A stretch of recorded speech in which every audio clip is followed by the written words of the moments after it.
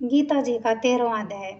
श्री कृष्ण बोले कि हे कौन्ते, यह शरीर क्षेत्र कहलाता है। इसके जानने वाले को क्षेत्रज्ञ कहते हैं। इस संपूर्ण क्षेत्र में क्षेत्रज्ञ मुझे ही जान। क्षेत्र और क्षेत्रज्ञ का जो ज्ञान है, मेरे मत से वही ज्ञान है। यह क्षेत्र कैसे रूप का है, उसमें कौन कौन से विकार होते हैं, उसकी उत्पत्ति किस प्रकार से हुई और क्षेत्र का क्या प्रभाव है, इत्यादि बातों को संक्षेप में कहता हूँ, सुनो। अनेक ऋषियों ने अनेक प्रकार के छंदों में इसको बताया है। वेदों ने भी पृथक पृथक इसका वर्णन किया है और हित वाले ब्रह्म सूत्र में पदों में भी यह ज्ञान निश्चय किया गया है।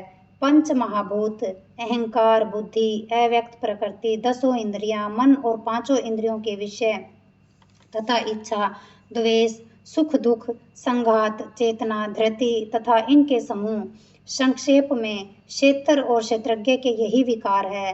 मान और पाखंड से रहित अहिंसा, सहनशीलता, सरलता, गुरु की सेवा, पवित्रता, अपने मन का संयम, इंद्रियों के विषय में विरक्त, अहंकार रहित और जन्म, मृत्यु, बुढ़ापा, रोग, दुख आदि द्वेषों को देखना, पुत्र, स्त्री, ग्रह इत्यादि में आसक्ति न करना और इनमें अपने को सुखी दुखी न मानना, इष्ट अनिष्ट की प्राप्ति में हर्ष विषाद रहित रहना, अनन्य भाव से मेरी भक्ति करना, एकांत में रहना, जन समूह में रहने से विराग, सदा समण रहना कि मैं परम परमात्मा का ही अंश हूँ, ज्ञान प्राप्ति के उद्देश्य से मोक्ष को सबसे श्रेष्ठ मानना, इसे ही ज्ञान कहते हैं। इससे जो भिन्न है वह अज्ञान है। अब ज्ञेय का स्वरूप वर्णन करते हैं। जिसको जानकर मनुष्य को मोक्ष प्राप्त होता है, वह आदि रहित, बड़ों से बड़ा, अकथनीय होने से सत्य ही कहा जाता है और न असत्य ही कहा जाता है। सब और उसके हाथ और चरण है, सब और नेत्र, सिर, मुख है, सब और कान है। वही जगत में सबको घेरे हुए स्थित है। वह सब इंद्रियों के गुणों का प्रकाश है, पर उनके कोई इंद्रिय नहीं है, जिसको किसी से आसक्ति नहीं है, पर जो सब का आधार है, जो स्वयं निर्गुण होने पर भी गुणों का भोगता है, जो सब भूतों के बाहर भीतर है तो भी चर और अचर है, जो अत्यंत सूक्ष्म होने के कारण जाना नहीं जाता, जो दूर भी है और निकट भी है, जिसके विभाग नहीं होते, पर जो भिन्न भिन्न भागों में विभक्त रहता है, समान रहता है, समस्त भूतों का पालन, नाश और उत्पन्न करने वाला वही ज्ञेय है। वह अंधकार से परे ज्योतिषमान पदार्थों को ज्योति देता है। वही ज्ञान जानने योग्य पदार्थ, ज्ञान के द्वारा जानने योग्य सबके हृदय में निवास करता है। इस प्रकार क्षेत्र, ज्ञान और ज्ञेय, इसको संक्षेप में कहा। इसे जानकर मेरा भक्त मेरे पद के योग्य होता है। प्रकृति और पुरुष दोनों ही अनादि है। विकारों और गुणों की उत्पत्ति प्रकृति से हुई है। कार्य और कारण को प्रकृति उत्पन्न करती है। पुरुष तो सुख और दुख का भोगता है। प्रकृति में पुरुष रहता है, प्रकृति के गुणों का उपभोग करता है, तदनुसार उत्तम तथा अधम योनि में जन्म लेता है। इस देह में उसे उपद्रष्टा, अनुमंता, भ्रता, भोक्ता, महेश्वर, परमात्मा और परम पुरुष कहते हैं। इस प्रकार के गुणों के साथ प्रकृति और पुरुष को जो जानता है, उनका रहन सहन चाहे जैसा हो, पुनः जन्म नहीं होता। कोई ध्यान से, कोई सांख्य योग से और कोई कर्म योग के द्वारा अपने को आत्मा में देखते हैं, परंतु कोई तो इस प्रकार से न जानते हुए भी दूसरों से सुनकर ध्यान करते हैं और श्रद्धा से सुनकर वे भी मृत्यु के पार चले जाते हैं। हे अर्जुन, स्थावर या जंगम सभी प्राणी क्षेत्र और क्षेत्रज्ञ के संयोग से ही होते हैं। परमेश्वर सब भूतों में समान रूप से ही है। भूतों के नष्ट होने पर भी उनका नाश नहीं होता। इस भांति जो देखता है वही देवता है। सब में समान रूप से स्थिति परमेश्वर को देखता हुआ जो अपनी आत्मा का नाश नहीं करता, वह उत्तम गति को प्राप्त करता है। जो यह देखता है कि प्रकृति द्वारा सब कर्म होते हैं और आत्मा करता है, वही मानव देवता है। जब वह भिन्न भिन्न भूतों को परमेश्वर के बीच एक रूप देखता है और उसी में उनका विस्तार देखता है, तब वह ब्रह्मा को प्राप्त होता है। हे कौन्ते, अनादि और निर्गुण होने से परमेश्वर अव्यय है और शरीर में रहता हुआ भी वह कुछ नहीं करता, न उसमें लिप्त होता है। जैसे आकाश सर्वत्र व्याप्त होने पर भी किसी में मिलता नहीं, उसी भांति देह में सर्वत्र व्याप्त यह आत्मा भी इसमें लिप्त नहीं होता।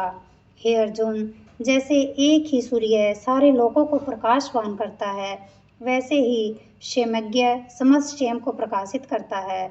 जो लोग ज्ञान दृष्टि से क्षेत्रज्ञ का भेद और भूतों की प्रकृति द्वारा देखकर मोक्ष का उपाय जान लेते हैं, वे परम पद को पा लेते हैं।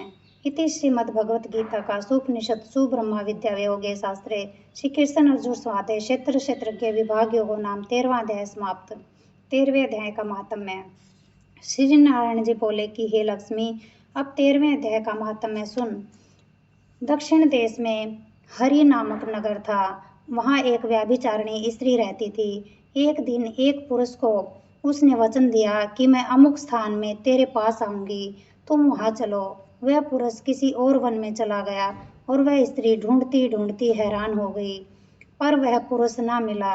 सांझ पड़ गई, तब वह गणिका प्रीतम का नाम लेकर पुकारने लगी। इतने में वह पुरुष मिला। दोनों प्रसन्न होकर बैठे और इतने में एक शेर आया और गणिका को खा लिया।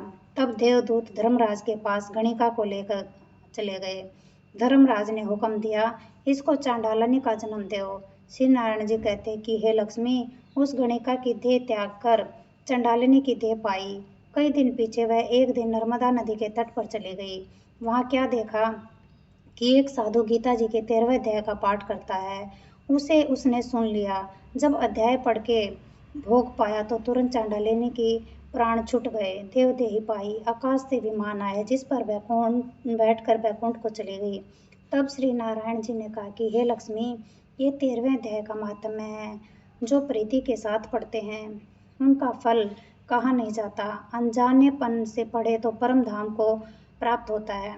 गीता जी की जय हो। गीता जी की आरती।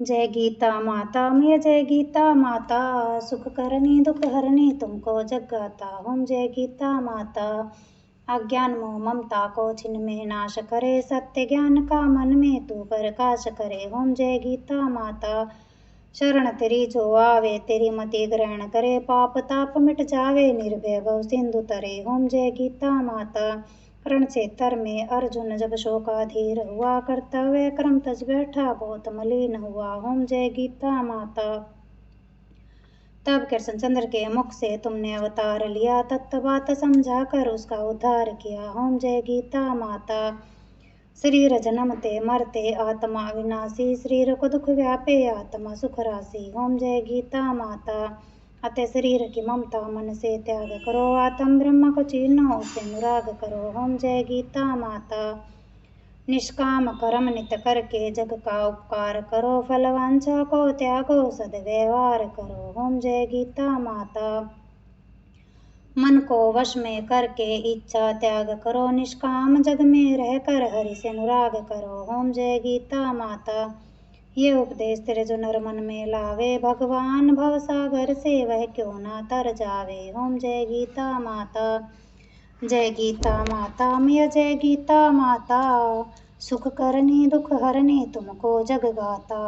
ओम जय गीता माता।